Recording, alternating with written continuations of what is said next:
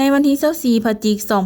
2025กองประชุมครั้งที่15ของคณะประสานงานร่วมมือระหว่างภาคเหนือสปป.ลาวกับแขวงยูนนานสป.จีนได้ไขขึ้นอย่างเป็นทางการโดยการเป็นประธานร่วมของท่านนักแสงเดือนไสยศรรองประธานผู้ประจำการคณะกรรมการร่วมมือลาวจีนและท่านหูต้าเพิงกรรมการประจำพรรคแขวงเลขาคณะกรรมการการเมืองและกฎหมายแขวงยูนนานสป.จีนมีบรรดาห้องเจ้าแขวงผู้ต่างหน้าจาก10แขวงภาคเหนือของสปป.ลาวผู้ต่างหน้าจากกระทรวงที่เกี่ยวข้องการนำจากนครเมืองแขวงยูนนานสป.จีนและบรรดาหัวหน่วยวิสาหกิจฝ่ายจีนเข้าร่วมในกองประชุม2ฝ่ายได้ร่วมกันทบทวนต่อกับมากผลของการจัดตั้งปฏิบัติเนื้อในบทบันทึกกองประชุมครั้งที่14ของกลไกประสานงานดังกล่าวใน1ปีผ่านมาพร้อมทางกำหนดทิศทางแผนการร่วมมือในต่อหน้าเป็นต้นแม่นกลุ่มร่วมมือด้านพื้นฐานโครงสร้างคมนาคมและการสื่อสารร่วมมือด้านการค้าปลูกพืชทดแทนการปลูกฝิ่นและการก่อสร้างเขตร่วมมือเศรษฐกิจร่วมมือด้านกสิกรรมป่าไม้และแลกเปลี่ยนเวียกงานลดพรความทุกข์ยากกลุ่มร่วมมือด้านการลงทุน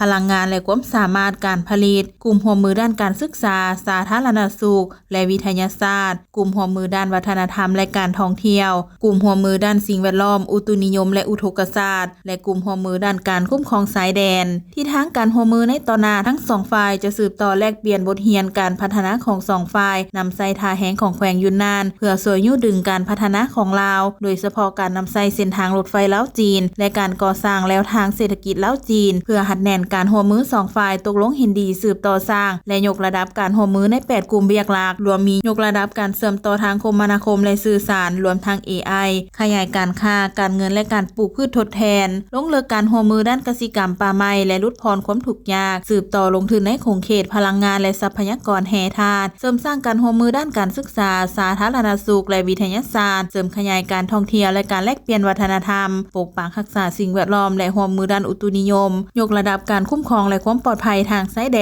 นในตอนท้ายของกองประชุม2ฝ่ายได้ลงนามบทบันทึกกองประชุมร่วมกันและตกลงจะเฮ็ดกองประชุมครั้งที่16ที่แขวงยูนนานในปี